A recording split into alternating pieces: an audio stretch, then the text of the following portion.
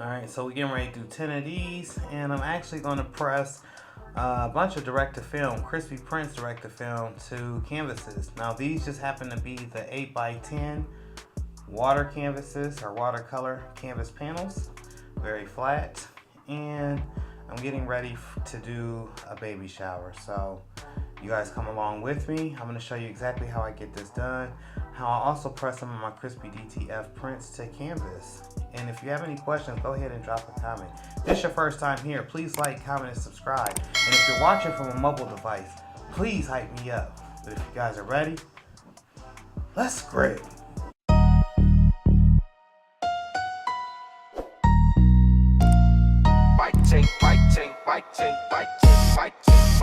Yeah. Mike T's in the shop when the city sleep. Blank shirts pile high, yeah, the grind that deep. From idea to print, he control every step. On game, free, no gatekeep. Breaking down plays for the ones tryna eat. Started with a vision and a plan that stuck. Now crispy prints, dot shop, blowing up off trucks. Mike T's press hot, never cool. Press king, yeah, that's the truth. From the shop to the screen, teach non-stop. Crispy prints, dot shop, let the order stop.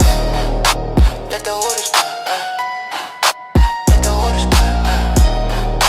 Let the orders pop. Let the orders pop. I believe it was a 22 by 12 foot gang sheet, and I just sized appropriately. I knew that I wanted to do 8x10 panels because these are going to be at the greeting station, and that's where this essentially came from. The traditional way would be cut it on the actual carrier sheet and then press, but however, I do not do it that way. I like to actually peel the direct-to-film print off of the actual carrier sheet, place it onto the actual canvas panel, and then press.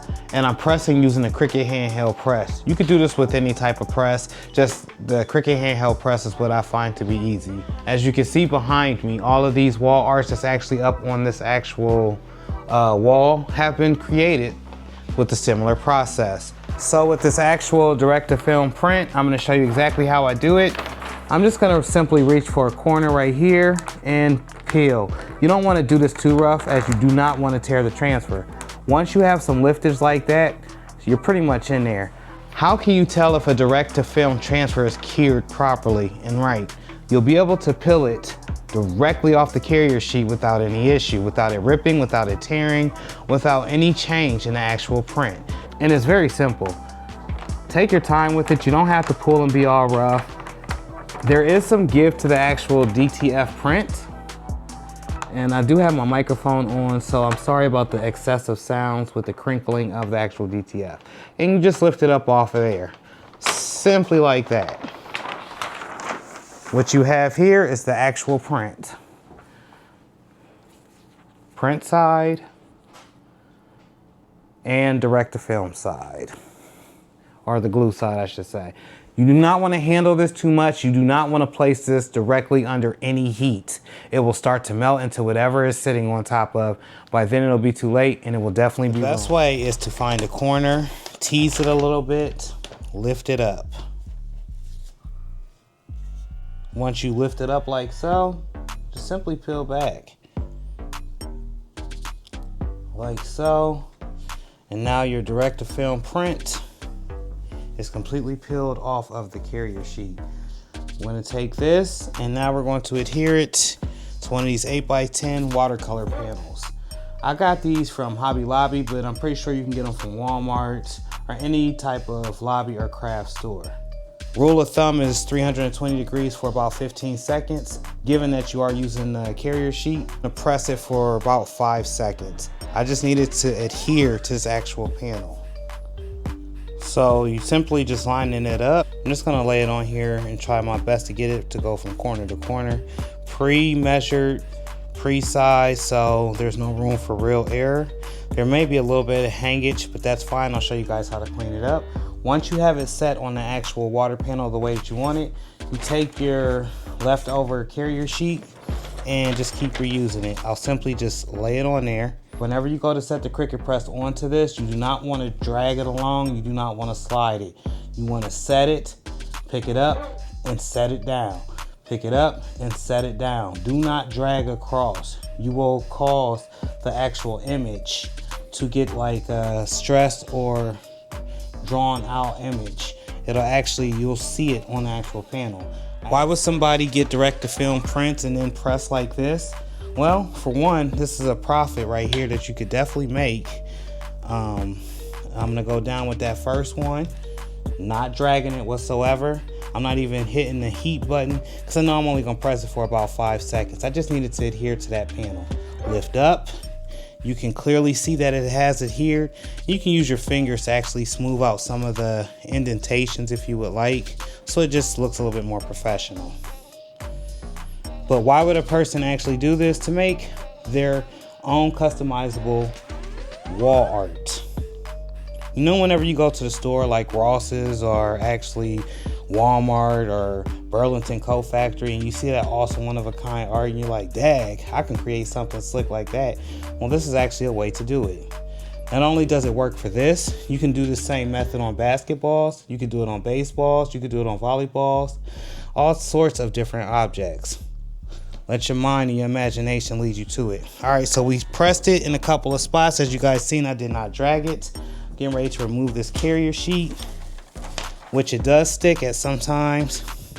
Then you just go around. What I like to do is actually try to smooth out any wrinkles. And you guys see that I didn't drag it, but sometimes you will get those wrinkles. So, you know, going with your finger, sometimes you can smooth them out, sometimes you can't. Can't cry over spilled milk. Now you do have a little bit of hangage, which my camera's not doing that good of a job picking it up. But to simply fix that hangage or that overlift, that lip, you pick up your press. I'll just do a 360, turn around. What I like to do is have it flat like this, and I actually go right up against that iron, and within 2 seconds, not even 2 seconds, it melts it where it needs to be. Once again, do not drag it. You can tap it, and tap, but no drag. You might want to use gloves as well because this will become extremely hot. This is how the canvas 8x10 wall art came about, and I finished and completed it. Once again, if you would like any more tips or tutorials over it, please hit up that comment section. Also, you can purchase your crispy prints at crispyprints.shop. Go shop today. So now we're on to the next part of this project, and that's applying the crispy DTF prints to a canvas, a 24x36. This was extra special for me, y'all, as I was doing a second baby shower and the gender reveal. As you know, in previous projects, this is how I got things done.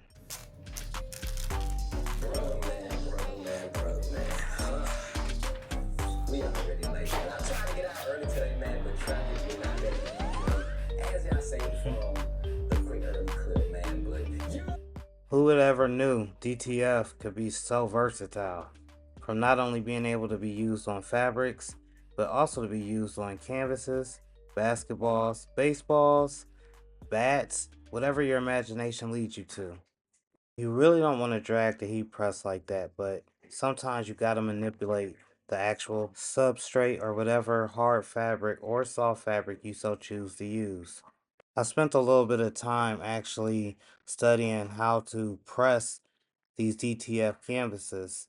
Trial and tribulations. The first few, they actually didn't stick, but that was due to the actual DTF not being cured properly. Through it all, we found the perfect formula, and now being able to apply them onto canvases is just another stepping stone to making some profit.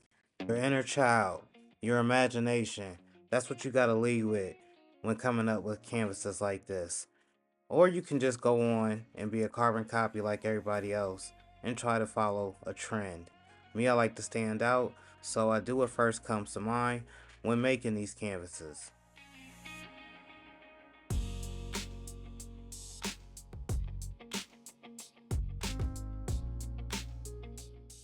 Now this is the only time I recommend actually using a carrier sheet with the director film the actual way that you're supposed to. These had some cursive letters, so it's kind of hard to actually finesse that up off the sheet and actually have to in one actual single strand. It would have been like several characters I would have had to lift all separately and press them all, which would have been too time consuming, ultimately defeating the whole reason behind DTF in the first place. So I had to finesse it off of the actual carrier sheet, which is a little bit harder, and I use scissors or something sharp or something with the edge on it that I can scrape back and forth to make sure that that glue actually adheres to the canvas.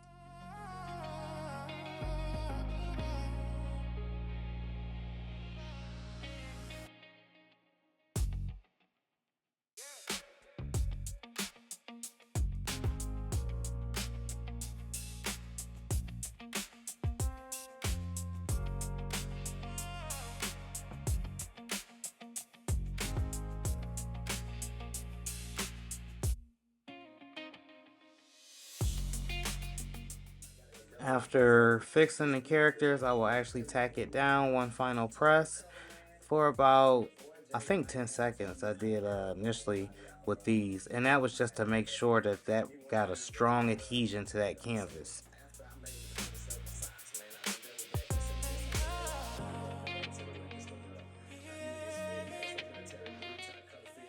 If you felt this video in any way, please slap that thumbs up, and if you haven't, please subscribe. Browse around. I make content like this all the time. Leave a comment so your boy can get real introduced to everybody that's out there watching. You haven't really become a member until you've dropped that comment. But until the next time, y'all, I am out. Peace.